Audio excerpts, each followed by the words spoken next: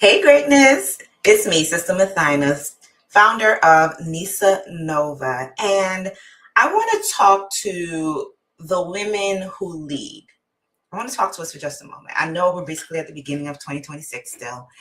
And I want to talk to us because I want to talk to those of us who have shown up for everyone else, who have achieved, who have overcome, you've built, you've served, and still, there feels like something is calling you deeper.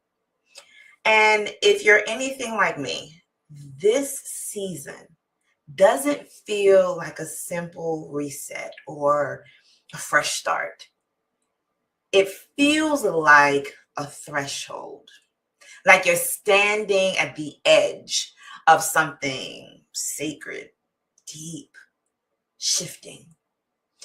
And listen, I know you've already accomplished a lot, yet somehow this season doesn't feel like it's about proving anything. It's about aligning, surrendering, and ultimately another level of the rise. And what I feel in my spirit, and as I talk to so many of my sisters and the leaders I'm connected with, and those that are clients who we're having these bolder conversations, is that this season is feeling like it's just not just for you. It feels but as if you are carrying, and all the things you do carry, right? Your wisdom, your story, your power, your own becoming. All of that was never meant to stay with you. It's a payload. And I know for sure that there's someone waiting for it. So let's take a look at this. I want to walk through, I called this live the Perch and the Payload. And I want to walk through the 7 P's for women who lead. And this isn't just theory. This is lived, and I dare call it legacy work. Is examining, reviewing, living it out, and then talking with my sisters, my mentors. And here's what I see for those of us who lead, meaning there's a community that's called to you as much as you're called to community. And one of the things that awaken us to some level of elevated leadership in whatever category, area, calling that you have is often pain. We begin the awareness with the breaking. And this pain is, let's call it a sacred wound. It's the defining fire. And it's not meant to destroy you, it's meant to design you. Let me say that again. This pain is a sacred wounding that isn't meant to destroy you. It is meant to design you. This is where it gets real. This is where the masks fall off, where something inside you says, this can't be for nothing. And what causes us to move through that pain is there comes a moment of stillness. It's the pause. And then when that pause comes, sometimes it feels like this silence is everything. The silence, the call is silence, the clarity, the momentum that you felt like you were under before that breaking moment. That pause, it feels like your life is silenced at times. You may feel stuck, frustrated, depressed, shamed. When you feel that, the truth is you are being stilled. You with me? The sacred stillness before you surge. It's a cocoon. It's a catalyst. It's a womb. That period of waiting. That pause. You're like, Mothyna, how long do I have to sit in this pause? That pause can be for years. It doesn't mean you have no movement. If you think about a cocoon, if you think about a catalyst, right? the chrysalis, excuse me, not just the catalyst, but the chrysalis. If you think about what's happening, there's movement, there's work, there's internal things happening there before the emergence, before the butterfly surges out of its shell. So other people may look at it as done, as the end, as you're over. You may be looking at it that way. But what I want to remind you, as a woman of power and influence, it is not over. You're being prepared for your next season. So while it may feel uncomfortable, understand that pause, that stillness is truly sacred. Because what comes after that, if you think about a butterfly even coming out of that chrysalis, is the posture you then begin to take from your surrender. Now, this posture, this P, is about the spirit and your stance. It's about whether or not you've armored up or you've opened up. And will you lead now from scarcity or from surrender? And I need you to pick up. One is more powerful than the other. From surrender is power. From scarcity is still fear and lack. Scarcity is from ego. I used to be, I did, you don't understand, all of that. Surrender is from essence. It's divine. It's the way you've positioned yourself to view your pain. And that is what often leads us to accessing purpose. Let me give it to you another way, okay? For example, I want you to think about a superhero.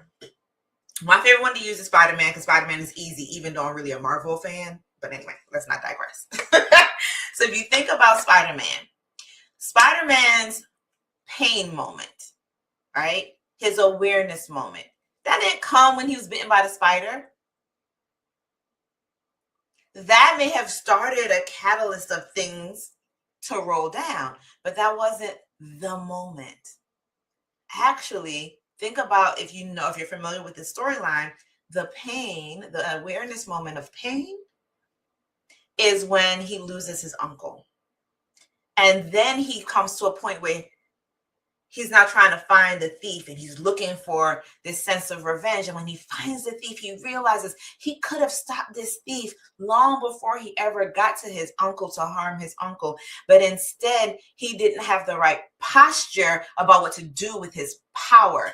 And so now he's paused at a moment of decision. We're going to get to that perch in a minute. But at a moment of decision where he has to decide how he's going to now use the gift that he has. Let me say it a different way. He had to pause, even though he had pain coursing, so that he can posture himself to figure out if he's going to become something more with the power he's been given. And when he decides to leave the thief for the police, that's when he becomes your friendly neighborhood superhero. That is his true moment of origin. When his power becomes more than this thing, a gift that he has, he's now purposed his pain. So here is where all of that pain starts to make sense. Here is where your wisdom comes out of the wounding. The pain, the pause, the posture, it leads you to purpose. And this is not a title, it's not a task, it's a calling forward, it's a forging, and it comes out of the fire of what you've been through. Now, so I was going to get to the perch in a moment. The perch, now that he's accessed and made a decision to step and use his power for purpose, and he's become the friendly neighborhood superhero, you have that same experience because now you're perched. I love using the example of Spider-Man because when you think about Spider-Man, you sometimes see him perched on top of a building looking down. You have a version of that when you use your own wounding and turn it into wisdom, when you take your pain and you move it into purpose. As women who lead, we often step into spaces of leadership in areas where we were once wounded. And so that perch then is the rise. Because now you're not just seeing, you rise to see. From your perch, you begin to notice what others can't. You've gained vision, strategy, wisdom. So don't let it get twisted. Your perch isn't the finish line. You're still carrying something, but the perch allows you to see things and pathways and opportunity to now deliver what you're carrying, because all of that wisdom is now what we'll refer to as the payload. I told you I was going to get y'all P's, okay? So now that wisdom is what we're going to refer to as the payload. The message, the truth that you've now been entrusted with is not just yours. The reason you were on that perch is so you can see things that others may not be able to see.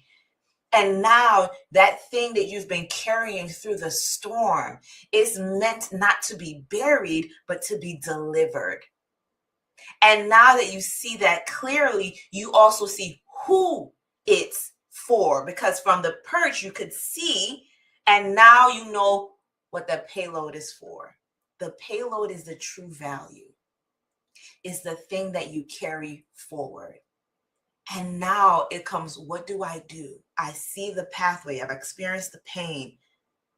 I've gotten myself through that particular piece of this. Now what? Now it's the pour. But then I've been pouring, not from this wisdom. Because who you are now, who you are today, who you are in this dispensation of time, this authenticity that you're living in, you've never been here before.